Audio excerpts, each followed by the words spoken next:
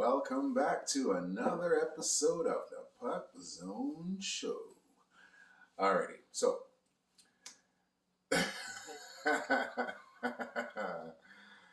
oh my.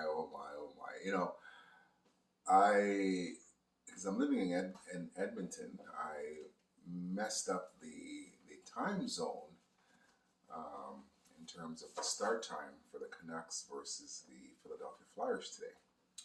That road game at 2 o'clock in the afternoon as well. So yeah, threw everybody off a little bit. So I eventually figured, you know what, it's half an hour before the game starts, so I'm going to turn on the TV and get some commentary.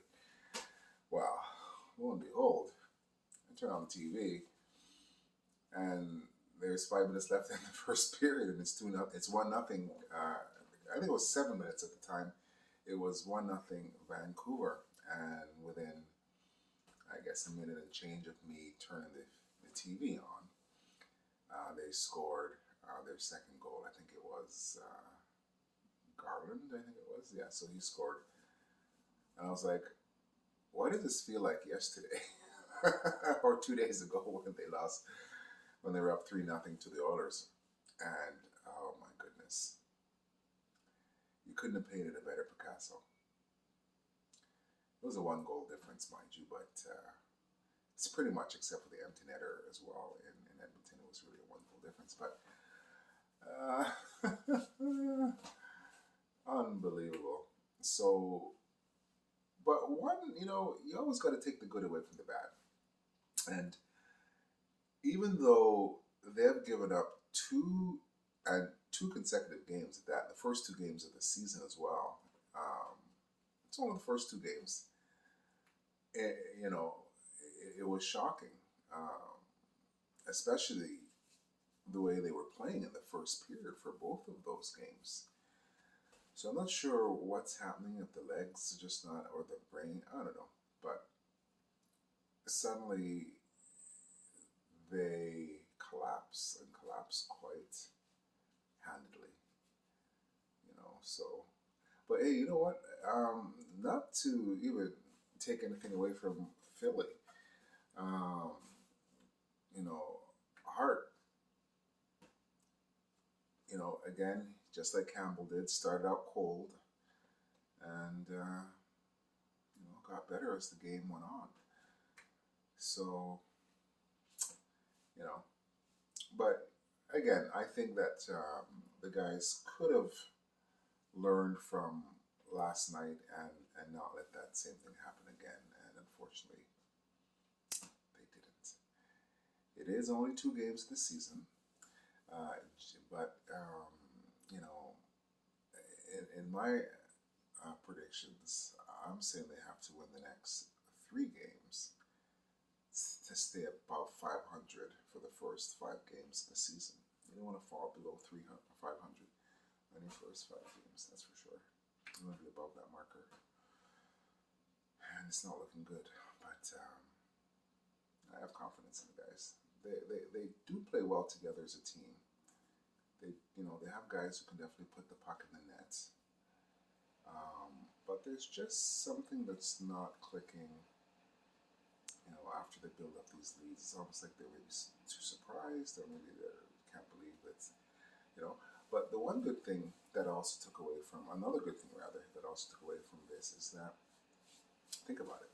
They were up 3-0 against the Oilers, and they were up 2-0 against the Flyers. That means they can play with the big boys. You know what I mean? It's just that they gotta play the exact same way for 60 minutes and not just 20 minutes, right? They can play, but they're just not keeping up in terms of longevity, I would imagine. So they got to figure that out real quick. But Demko,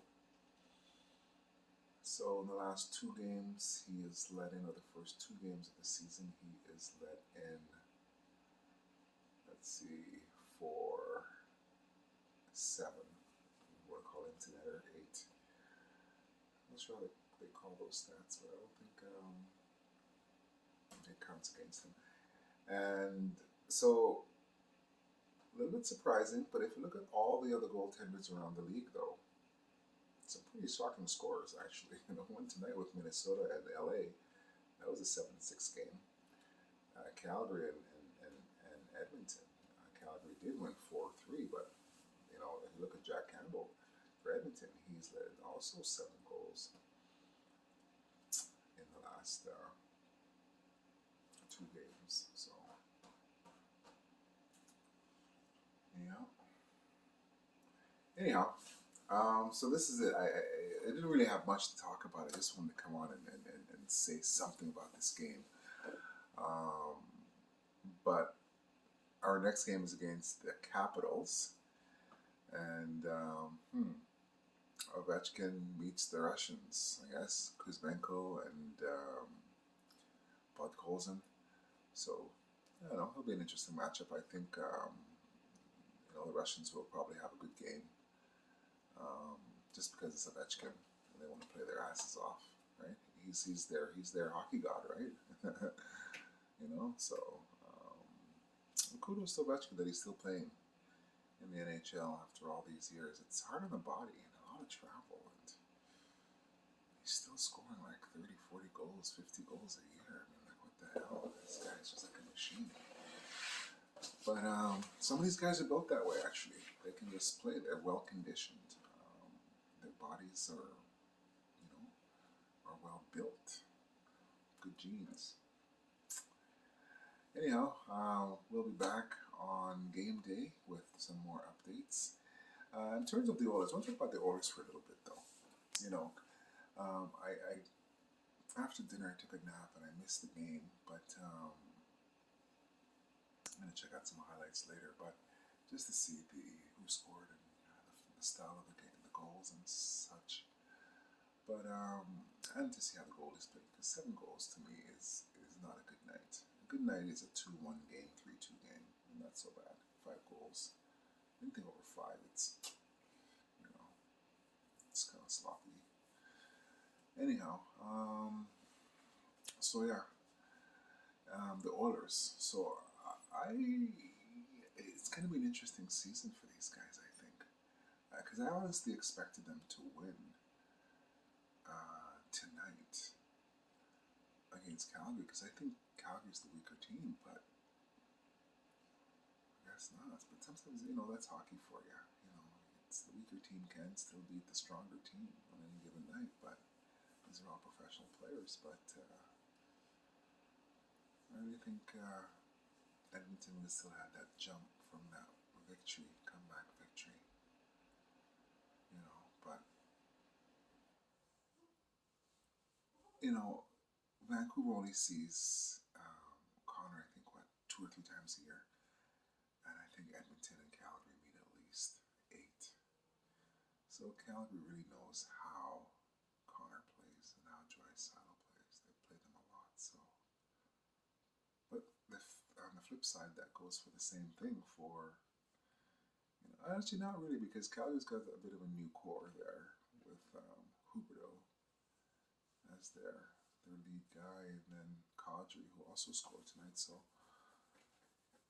yeah, but still, they've played against these fellas, though. It's not like they just came onto the scene. But new team, new system, new style. So give them a pass in that manner. Anyhow, so thank you for stopping by. If you haven't already done so, hit the subscribe button for more up-to-date content about the Canucks and the